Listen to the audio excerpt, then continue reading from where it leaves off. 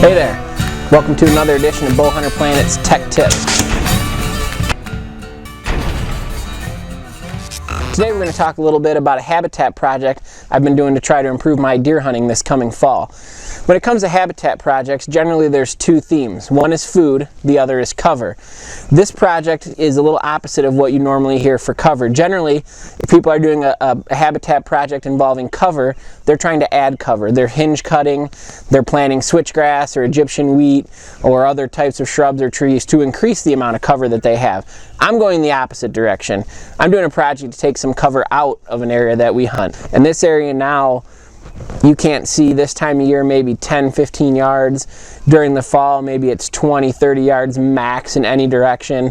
This area is really filled in. The deer love it. They lay in there all the time. They bed quite a bit. They're moving in and out of it. They really enjoy it, but it's really difficult for us to hunt because it's so thick. If you see deer there, by the time you see them, they're right on top of you, or you'll catch just a head through some brush somewhere. I mean, it's really hard to hunt. So we're going to go in. What I've been doing these last few trips up to the property is I'm putting a path through there. Now, there's a couple things about making this path that I want to kind of use as our tech tip for this week. First of all, I'm using two different hand saws for this project.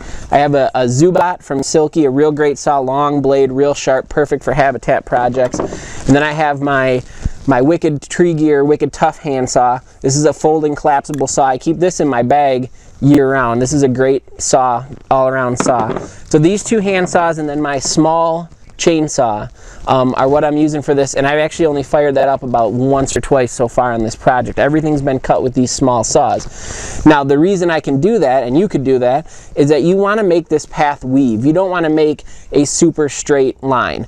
There's two reasons for that. One, deer like curves. They like the subtle edges and the inside and outside corners. It makes them feel comfortable and secure. Secondly, from a hunting point of view, you don't want a buck to be able to enter that in the rut and be able to see, 100 yards down a straight path, because if he can do that, he will stand there. He knows does are bedding in this area. He'll stand there and watch that path. He doesn't see anything, he'll move on.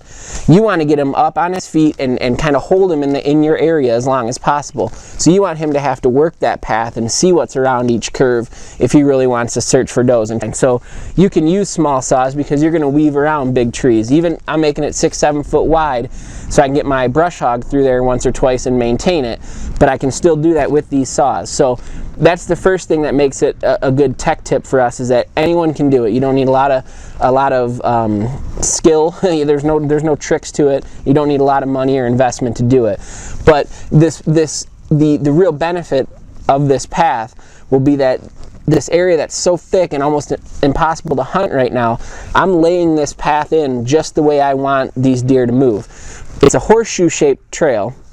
The top of the horseshoe, if you will, both ends of the horseshoe are going to dump out into a food plot that we put in a few years ago. So all those deer are going to be bedded, they're going to be laying in that thick stuff, they're going to move out to that trail because deer will always choose the path of least resistance. They'll move out to that trail, that'll allow them, funnel them right out into that food plot, which obviously we have a stand over.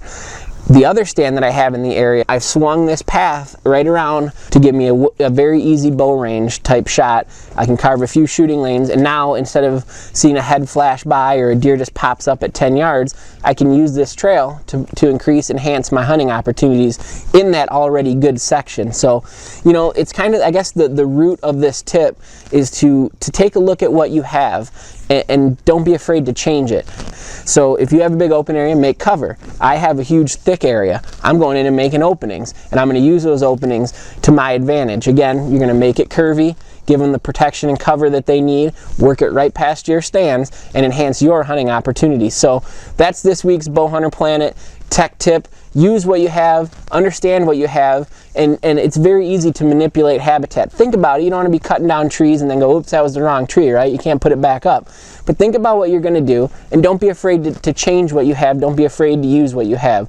Hope you enjoyed this week's BowHunterPlanet tech tip. Hope it helps you in the fall, and we'll see you guys next week. Thanks a lot.